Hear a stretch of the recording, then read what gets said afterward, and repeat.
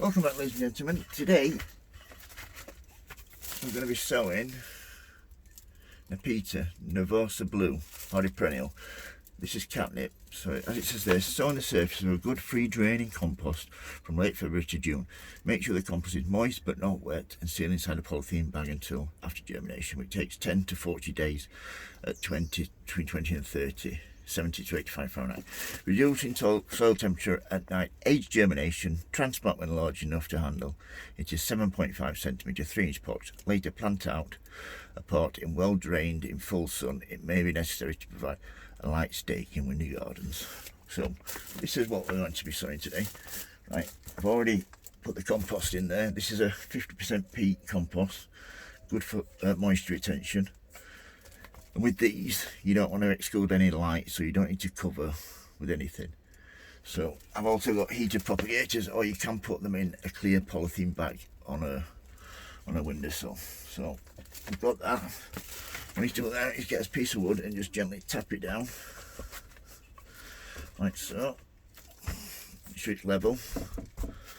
Now let's open these and see what's inside, shall we? Just so I don't attract everybody's cat.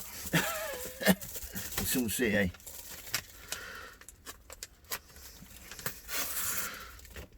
Get in there. Right, these are really tiny seeds, and they're not in a separate container, so if you can see these, it says here there's an average of 30 seeds, so let's just have a look, shall we? Can you see those? Absolutely minute. I've already got half of my trays with geraniums because I'm running out of space in here, so I'm having to double up. So just gently sprinkle them on top. Make sure you don't waste any. If you've got a packet like this, make sure you open it and get any out of the corners, because you can get stuck in the corners. There you go, 4 or 5 in there. And brush them out. Now the other side. And then if you're not on name tags, just to this,